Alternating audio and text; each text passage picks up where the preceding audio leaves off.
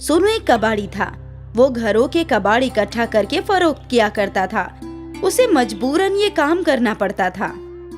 सब इतने अच्छे कपड़े पहनते हैं, मालूम नहीं मेरी जिंदगी में अच्छे कपड़े कब नसीब होंगे। लगता है जिंदगी कबाड़ों के बीच ही गुजर जाएगी। एक रोज उसे रेहड़ी पर आम फरोख्त करता हुआ नजर आया, जिन्हें देखकर उसके मुंह में पानी आ जाता है। वो रेहड़ी वाले के पास जाता है। भाईजान, एक आम दे दो, बहुत भूख लगी है। 30 रुपए का एक आम है, ला 30 रुपए। मेरे पास पैसे नहीं है। तो मेरे पास आम भी नहीं है, चल दफा हो जा। दुकानदार उसे धक्के मारकर वहां से भगा देता है। सोनू ललचाई नजरों से आमों को देखता हुआ वहां से चला जाता है। चलते चलते वो एक पार्क में पहुंचता है। वहां पर प्रकाश और अनिल नाम के 2 लड़के आम खा रहे होते हैं। हाँ भाई, यार देख मेरे अब्बा कितने अच्छे आम लेकर आए हैं। अरे वाह, आम तो देखने में बहुत ही अच्छे लग रहे हैं। चल जल्दी से निकाल और खाते हैं। ये कोई आम नहीं है, बहुत खास आम है। महंगा भी बहुत होगा, बहुत महंगा है। मेरे अब्बा ने बाहर से मंगाया है। मुझे आमों का बेहद शौक है ना, इसलिए आम खाना तो मुझे भी बहुत अच्छा लगता है। अब और सब्र नहीं हो रहा, जल्दी से आम निकाल, खाते हैं।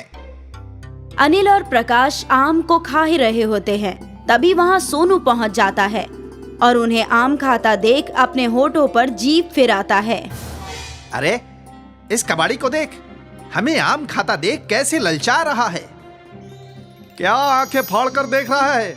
क्या कभी आम नहीं देखा? आम खाना है क्या? सोनू हाँ में गर्दन हिला देता है। वो उसकी जानिब आम बढ़ाते हैं। जैसे ही सोनू आगे बढ़ता है, वो आम को पीछे खींच लेते हैं और सोनू आम को पकड़ने के लालच में मुंह के बल गिर जाता है। आया बड़ा आम खाने वाला, औकात है तेरी? औकात तो गुठली के लायक भी नहीं है। कितना महंगा आम है, इसकी खुशबू लेना भी महंगा पड़ सकता है तेरे को। प्रकाश और अनिल उस पर हंसते हैं। सोनू वहां से मायूस होकर निकल जाता है और कंधे पर अपनी कबाड़ की बोरी लटकाकर चल देता है। चलते चलते उसे एक साधु बाबा नजर आते हैं, जो बेहोश होकर जमीन पर गिरे हुए होते हैं। वो उन्हें देखकर उनके पास दौड़कर जाता है। बाबा, क्या हुआ? आप बेहोश कैसे हो गए? मुझे इन्हें पानी पिलाना चाहिए।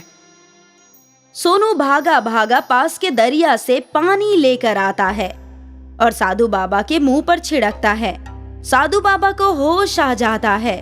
सोनू को अपने पास देखकर साधु महाराज उससे कहते हैं, कौन हो तुम और यहाँ क्या कर रहे हो? और मैं जमीन पर कैसे गिरा? मुझे कुछ याद नहीं है। साधु बाबा, गर्मी होने की वजह से आप बेहोश हो गए थे। मैंने पास के दरिया से पानी लाकर आपके ऊपर छिड़का और पिलाया है, जिसकी वजह से आपको होश आ गया। तुम्हारा बहुत बहुत शुक्रिया बेटा कि तुमने मेरी फिक्र की। बाबा जी, ये तो मेरा फर्ज था। लेकिन तुम इतने मायूस क्यों नजर आ रहे हो? तुमसे किसी ने कुछ कहा है क्या? सोनू साधु को सारा वाकया बताता है और अपने आम खाने की ख्वाहिश को जाहिर करता है। साधु सोनू की बात सुनकर उसको तसल्ली देते हैं और कहते हैं, सोनू, तुमने मेरी मदद की है। मैं तुम्हें ये कमंडल देता हूं। इसमें से आमरस निकलेगा। उसको जितनी बार तुम पलटोगे उतनी बार आमरस निकलेगा।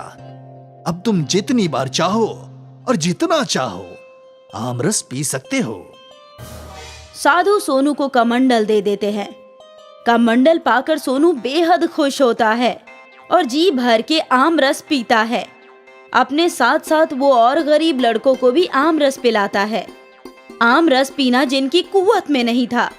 एक बार जब सोनू कमंडल में से आम रस निकालकर पी रहा था और अपने दोस्तों को पिला रहा था, तब अनिल और प्रकाश उसे देखते हैं।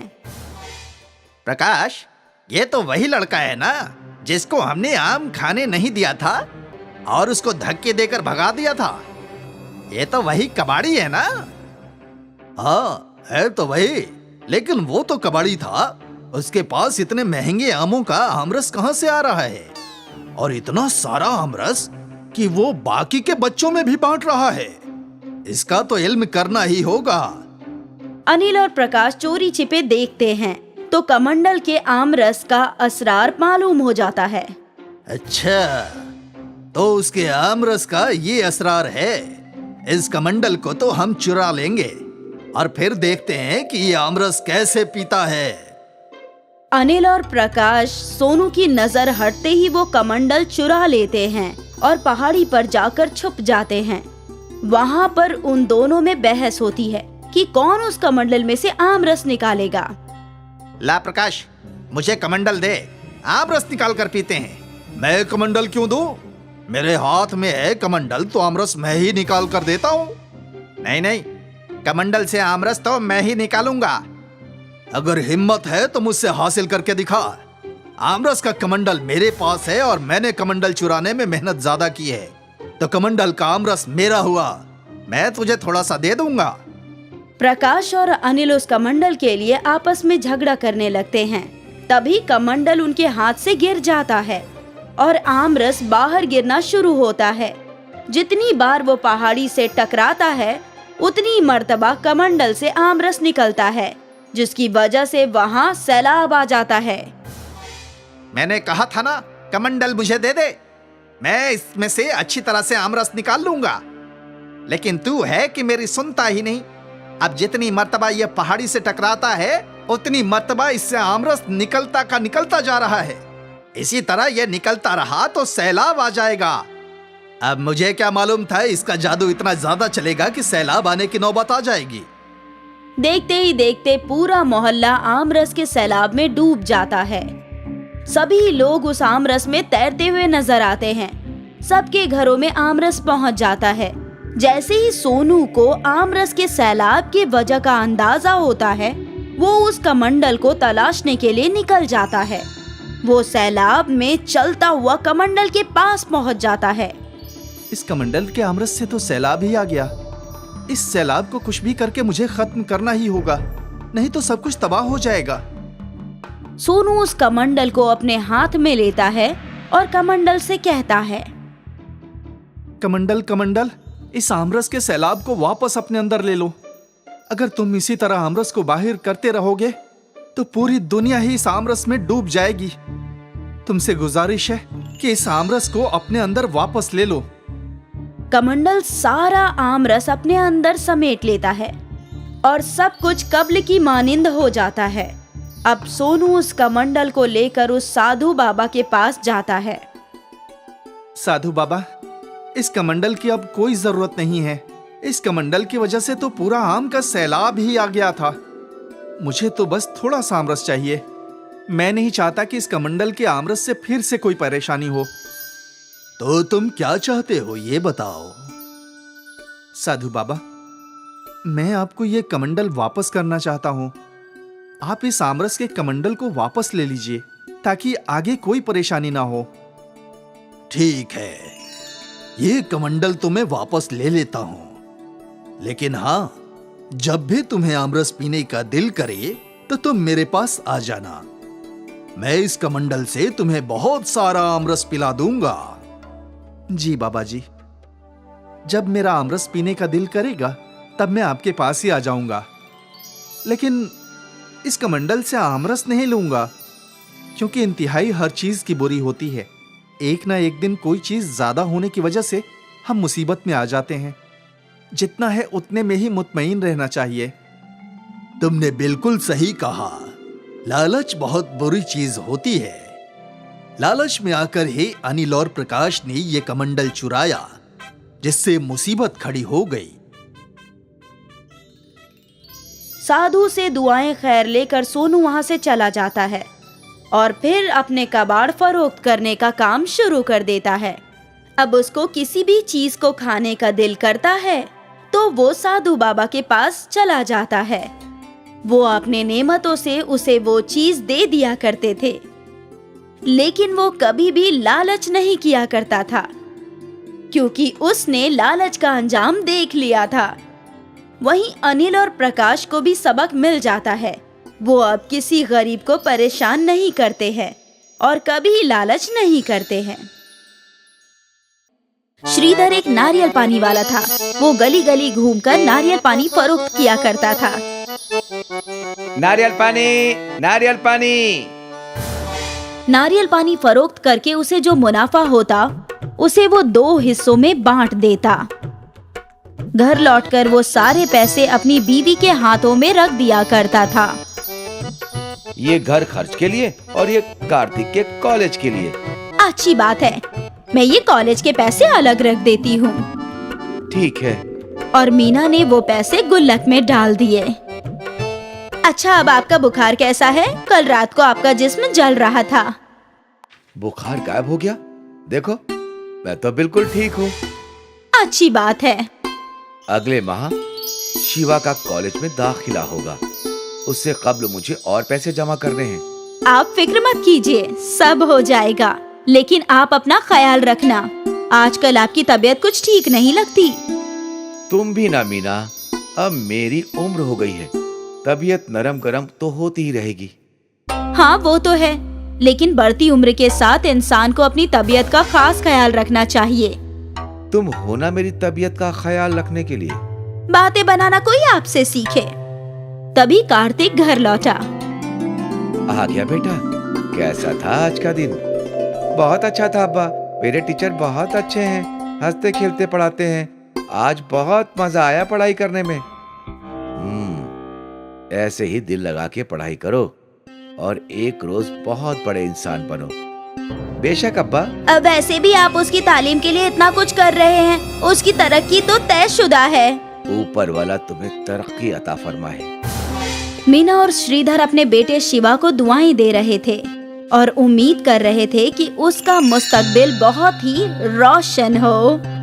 लेकिन उन्हें कहाँ इल्म था कि उनकी खुशहाल जिंदगी में तकलीफों का आगाज हो चुका है। रात को सोते वक्त श्रीधर एकाएक जोर जोर से खांसने लगा।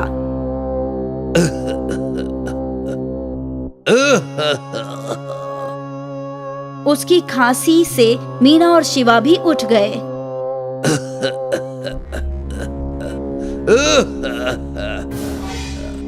श्रीधर इतना खांस रहा था कि वो सांस भी नहीं ले पा रहा था। अम्मी, हमें अब्बा को अस्पताल लेकर जाना चाहिए। हाँ हाँ। शिवा ऑटो ले आया और मीना और शिवा श्रीधर को ऑटो से अस्पताल ले गए। यहाँ डॉक्टर ने श्रीधर की जांच की। श्रीधर को एक इंजेक्शन दिया और वो आराम से सो गया। क्या हुआ है अब्बा को? अभी कुछ नहीं कह सकते, मैंने कुछ जांच लिखे हैं। कल सुबह ये सब करवाने के बाद ही बता सकता हूँ कि इन्हें क्या हुआ है। ठीक है। शिवा और मीना इस बात से खुश थे कि श्रीधर फिलहाल ठीक था। उसकी खांसी रुक चुकी थी और वो आराम से सो रहा था। अगली सुबह डॉक्टर ने श्रीधर की कुछ जांच की, उसके गले की कुछ जांच की और फिर डॉक्टर ने शिवा और मीना को अपने कैबिन में बुलाया। आपके शौहर को थ्रोट कैंसर है। लेकिन कैसे? वो तो पान बीड़ी सिगरेट कुछ नहीं खाते। कैसे, इसका इल्म तो मुझे नहीं, लेकिन ये तय है कि उन्हें गले का कैंसर है। अब हमें क्या करना चाहिए डॉक्टर? जल्द से जल्द उनकी दवाइयाँ शुरू करनी चाहिए और कुछ रोज के लिए अगर वो घर पर आराम फरमाएं तो बहुत अच्छा होगा। ठीक है, क्या अब हम अब्बा को घर ले जा सकते हैं? हाँ, हमारी सारी जांच पूरी हो चुकी है। ठीक है। शिवा और मीना श्रीधर को घर ले आए। श्रीधर ये सोच सोच कर परेशान था कि उसके दवाइयों का खर्च कहाँ से निकलेगा। अब्बा, कुछ रोज के लिए मैं नारियल पानी फरोख्त करता हूँ, लेकिन तुम्हारी पढ़ाई आप फिक्र मत कीजिए अब्बा, मैं पढ़ाई और ठेला दोनों संभाल लूंगा। हाँ, यही सही रहेगा। ठीक है। अगले रोज शिवा सड़क पर नारियल पानी की हाथ गाड़ी लेकर निकला। नारियल पानी, नारियल पानी। कुछ लोग शिवा से नारियल पानी खरीदने लगे। शिवा नारियल पानी का ठेला लेकर 5 सितारा होटल के बाहर पहुंचा। नारियल पानी, नारियल पानी। होटल का एक वेटर वहां था। भाई 10 मलाई वाले नारियल दे दो, किसी को भी खोलना मत। ठीक है। शिवा ने उस वेटर को 10 मलाई वाले नारियल दे दिए और पैसे ले लिए। शिवा खुश था कि एक साथ 10 नारियल बिक गए। अगले रोज भी शिवा नारियल फरोख्त करते करते 5 सितारा होटल के बाहर गया और उसके आवाज लगाते ही वेटर आ गया। आज 20 मलाई वाले नारियल चाहिए। अच्छी बात है। शिवा ने एक बोरी में 20 मलाई वाले नारियल भर के दे दिए और अपने पैसे ले लिए। ये सिलसिला कई और रोज तक चलता रहा। फिर एक दिन शिवा ने वेटर को पूछा, भाई, इन मलाई वाले नारियलों का तुम करते क्या हो? कोकोनट शेक बनाकर फरोख्त करता हूँ। हमारे कस्टमर्स हैं, बहुत मांग है कोकोनट शेक की। अच्छी बात है। शाम के वक्त शिवा घर लौटा और अपने दोस्त के पास गया। उसके दोस्त के पास मोबाइल फोन था। अरे यार, मेरी एक मदद करोगे क्या? बोलना यार, ये कोकोनट शेक क्या होता है? ये सर्च करके बताना जरा। ठीक है। उसके दोस्त ने कोकोनट शेक का एक वीडियो प्ले किया। शिवा ने वो वीडियो देखा। उसे समझ में आ गया कि कोकोनट शेक कैसे बनता है। फिर शिवा ने अपने दोस्त का शुक्रिया अदा किया और अपने घर लौट गया। अब्बा, मैं नारियल के बदले नारियल का शेक बनाकर फरोख्त करना चाहता हूँ। क्या मतलब? शिवा ने श्रीधर को बताया कि कोकोनट शेक कैसे बनता है। अब्बा, ये बेहद आसान है, लेकिन काफी अच्छी कीमत में फरोख्त होता है। हमें एक नारियल के 30 रुपए मिलते हैं, लेकिन एक कोकोनट शेक का 100 रुपया मिलेगा। क्या तुम ये फरोख्त कर पाओगे? कोशिश तो कर सकता हूँ ना? ठीक है, मैं सुबह कॉलेज जाऊंगा और शाम में कोकोनट शेक फरोख्त करूंगा। इससे हमें कुछ पैसे भी मिल जाएंगे। ठीक है। कुछ रोज बाद श्रीधर की तबीयत बेहतर हो गई। वो नारियल पानी फरोख्त करने लगा और शिवा कॉलेज चला गया। शाम को कॉलेज से लौटकर शिवा ने अपना कोकोनट शेक का कारोबार लगाया। ये तुम क्या फरोख्त कर रहे हो? Coconut shake. वो क्या होता है? मलाई वाले नारियल का शेक, सेहतमंद और जायकेदार। ठीक है, एक दे दो। शिवा ने उस शख्स को एक नारियल का शेक बना कर दिया। अच्छा है। उस आदमी के बाद बस एक ही कस्टमर शिवा के ठेले पर आया।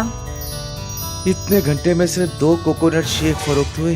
मुझे कुछ और करना चाहिए। शिवा मायूस होकर घर लौटा। वो सोच रहा था कि वो और क्या कर सकता है। अब्बा, कुछ तो और करना होगा, लेकिन क्या, जिससे लोग मुतवज्जा हो जाएं। तुमने नींबू पानी वाले को देखा है? ग्लास को जोर जोर से हिलाते और उड़ाते हैं और करतब करते हैं ताकि लोगों का तवज्जो उन पर जाए। हाँ, तुम भी ऐसे ही कोशिश कर सकते हो। और फिर शिवा सोचने लगा कि वो अपने कोकोनट शेक के साथ क्या कर सकता है और आखिरकार उसे तरकीब मिल ही गई। अगली शाम को जब शिवा अपने कोकोनट शेक का ठेला खोला तो उसने लोगों को मुतवज्जा करने के लिए नारियल को उड़ाया और फिर मलाई से नारियल शेक निकालकर उसमें दूर से क्रीम डालने लगा। क्रीम की एक धारा बनने लगी जिसे देखकर आसपास के लोग हैरान हो गए। मुझे कोकोनट शेक। मुझे भी दो। और उसके करतब को देखने के लिए लोग उससे कोकोनट शेक खरीदने लगे। 2 घंटे में ही शिवा के सारे नारियल फरोख्त हो गए और उसने अच्छी खासी आमदनी कर ली। वो खुशी खुशी घर लौटा और उसने ये खुशखबरी अपने वालिदैन को बताई। अगर ऐसे ही चलता रहा तो आपको काम करने की जरूरत नहीं है। सब कुछ मैं संभाल लूंगा। आपका इलाज भी अच्छे से होगा अब्बा। ऊपर वाला तुझे कामयाबी अता फरमाए। जल्द ही शिवा मशहूर हो गया। शिवा के खुशूसी कोकोनट शेक को पीने के लिए दूर दूर से लोग आने लगे। अब शिवा के खानदान को पैसों की बिल्कुल भी कमी नहीं थी। श्रीधर का अच्छे से इलाज हो रहा था। घर में सारी जरूरियात मौजूद थी और शिवा कॉलेज भी जा रहा था। और ये सब शिवा के खुशूसी कोकोनट शेक की वजह से। एक छोटी सी तरकीब ने शिवा के खानदान की जिंदगी बदल दी। आनंदपुर गांव में एक लाला जी थे। उनकी अंगूरों की खेती थी। उसकी रखवाली उनका नौकर बलदेव किया करता था। लाला जी कभी कभार वहाँ आया करते थे। क्यों बलदेव, सब कुछ कैसा चल रहा है? सब कुछ ठीक है लाला जी। मैंने कल ही फसल में कीटनाशक दवाई छिड़की है। और जो मैंने नए बीज लाए हैं वो कैसे हैं? बहुत अच्छे हैं। ये देखिए, उन बीजों से बड़े बड़े अंगूर हुए हैं। अच्छी बात है, बड़े अंगूरों से ही ज्यादा कीमत मिलेगी हमें। जी लाला जी। लाला जी ने बलदेव को पगार पर नौकरी दी थी। वो बहुत अच्छा इंसान था। उसके पास खुद की जमीन नहीं थी। वो लाला जी की जमीन पर किसानी किया करता था और इसके बदले लाला जी उसे तनख्वाह देते थे। रोज शाम को 6 बजे बलदेव अपने घर के लिए रवाना हो जाता। एक रोज की बात है, बलदेव खेत पहुंचा और उसने देखा कि कई सारे अंगूर के गुच्छे गायब हो चुके थे। कल यहाँ बहुत सारे अंगूर के फिलिक थे, अचानक कहाँ गायब हो गए पता नहीं। लगता है मुझे कुछ एहसास हुआ होगा कि यहाँ अंगूर लगे थे। खैर, जाने दो। बलदेव ने ये बात अपने दिमाग में ज्यादा देर नहीं रखी और वो रोज की तरह अपना काम करने लगा और शाम होते ही वो घर के लिए रवाना हो गया। अगले दिन भी वही वाकया हुआ। उसे अंगूरों के खेत में अंगूर के गुच्छे कम नजर आए। ये कैसे हो सकता है? मैंने कल ही यहाँ पर अंगूर के बहुत सारे फिलिक देखे थे। कुछ तो गड़बड़ है यहाँ पर। लगता है कोई न कोई मेरे अंगूर चुरा रहा है। अगर लाला जी को ये बात पता चल गई तो वो मुझे नौकरी से निकाल देंगे। नहीं, मैं ऐसा नहीं होने दूंगा। मैं उस चोर को आज रात को किसी भी तरह पकड़ लूंगा। बलदेव ने फैसला किया कि उस रोज की रात वो अंगूरों के चोर को पकड़ के रहेगा। शाम के 7 बजे वो रोज की तरह अपने खेत से निकल तो गया, पर इस बार घर पर नहीं गया बल्कि पास में ही एक बड़ा पेड़ था, उसके पीछे जाकर छिप गया। उसके पास एक लाठी भी थी। आज रात को उस चोर की जमकर धुनाई करूंगा, फिर वो कभी भी मेरे अंगूर चुराने के बारे में सोचेगा भी नहीं। बलदेव की नजरें अपने खेतों पर ही टिकी हुई थी। आधी रात हो चुकी थी लेकिन चोर अब तक नहीं आया। अभी तक वो चोर आया क्यों नहीं? बलदेव परेशान तो था, फिर भी वो नजर गड़ाए बैठा था। आखिरकार सुबह के 6 बज गए। जैसे ही सूरज की रोशनी आई, कुछ परियां उसके खेत में आईं। बलदेव ने देखा उन परियों ने कुछ अंगूरों के गुच्छे लिए। तो ये परियां हैं जो मेरे अंगूरों को चुरा रही थी। बलदेव दौड़कर अपने खेत के पास पहुंचा। आप सब तो परियां हैं, आप लोग मेरे अंगूर क्यों चुरा रही हैं? तो इस फल को अंगूर कहते हैं। हमारे परी लोग में ये फल नहीं उगते, लेकिन जब हमने इन अंगूरों को चखा हमें ये बहुत पसंद आए, तब से हम इन्हें लेकर खा रहे हैं। लेकिन आपकी वजह से मेरे मालिक मुझे नौकरी से निकाल देंगे। ऐसा क्यों? ये अंगूरों के बाग लाला जी के हैं। लाला जी हर महीने मुझे तनख्वाह देते हैं इन अंगूरों को उगाने के लिए। अगर आप लोग ऐसे ही सारे अंगूर खा जाएंगी तो वो मुझे तनख्वाह नहीं देंगे और नौकरी से भी निकाल देंगे। ओहो, माफी चाहते हैं, हम ये सब नहीं जानते थे, पर हमें ये अंगूर बहुत लजीज लगे। लेकिन हम तुम्हारे साथ भी नाइंसाफी नहीं कर सकते। हमारे पास एक उपाय है। क्या आप हमारे साथ हमारी दुनिया में आ सकते हैं? आप हमें वहाँ अंगूरों की खेती करना सिखा दें और बदले में हम आपको ढेर सारे सोने के सिक्के दे सकते हैं। सोने के सिक्के? हाँ, और फिर हम हमारे लिए अंगूर उगाना भी सीख जाएंगे। ठीक है, मुझे मंजूर है।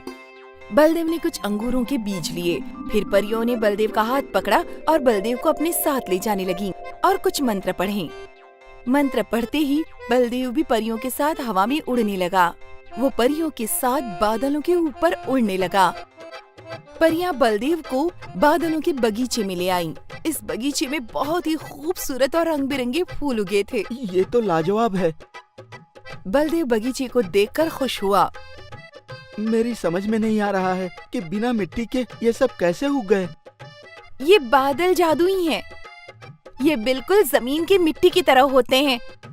इस पर जो भी बीज डालेंगे वो धरती के बीज की तरह उग जाते हैं। बलदेव ने उन बादलों पर अंगूर के कुछ बीज डाले और उसके देखते देखते अंगूर फूटने लगे। काश धरती पर भी ऐसे आसानी से पौधे उगाए जा सकते। अंगूरों के पौधों को रोज पानी देना पड़ता है और तो और इनकी जांच भी करनी पड़ती है कि इनमें कोई कीड़े न लग जाएं। एक परी ने जादू किया और उनके सामने एक छोटा सा बादल आ गया। अब ये बादल इन अंगूरों को पानी देगा। धरती पर पौधों को कीड़े लग जाते हैं, पर यहाँ वैसा नहीं होता। यहाँ मिट्टी नहीं है ना। हाँ, वो तो मैं भूल ही गया था। अब हम क्या करें? कुछ नहीं, वक्त पर पानी और अच्छी खुराक देने से ये पौधे अपने आप अंगूर उगाएंगे। बलदेव की बात जारी थी। बस इतनी ही देर में उसे अंगूर का एक गुच्छा नजर आया। वो देखकर परियां बड़ी खुश थीं। वो देखो, अंगूर उग गए। अब हमें धरती पर जाने की कोई जरूरत नहीं है। अब से ये स्वादिष्ट अंगूर हम खुद ही अपने बादलों पर उगाया करेंगे। आपका बहुत बहुत शुक्रिया। जी। परी ने फिर से कुछ जादू किया और बलदेव के हाथ में एक बहुत बड़ा घड़ा था जिसमें सोने के सिक्के थे। इतनी सारी सोने की मोहरें एक साथ देखकर बलदेव की आंखें चौंधिया गईं। हमें जब भी आपकी जरूरत महसूस होगी, हम आपसे मिलने आ जाएंगे। हाँ हाँ। परियों ने जादू किया और बलदेव परिलोक से गायब हो गया। वो वापस उसी अंगूरों के खेत में था जिसकी वो रखवाली किया करता था। बलदेव वो मटका लेकर अपने घर पहुंचा। इतने सारे सोने के सिक्के कहाँ से मिले आपको? बादलों पे खेती करने के लिए परियों ने दिया है। परियां? बलदेव ने अपनी पत्नी को सारा किस्सा बताया। आपकी ये दोनों बातें सुनकर मुझे यकीन नहीं हो रहा। एक तो ये कि हम अमीर बन गए और दूसरी ये कि बादलों पर भी खेती हुआ करती है। अब तुम मानो या ना मानो, लेकिन हकीकत यही है। बलदेव ने एक बड़ा सा घर खरीदा और साथ ही साथ अपनी खुद की जमीन भी। इस जमीन पर उसने भी अंगूरों की ही खेती की। अब उसे पैसों की बिल्कुल भी फिक्र नहीं थी। वो ऊपर वाले का शुक्रगुजार था। बादलों पर खेती करने से उसकी किस्मत ही बदल गई।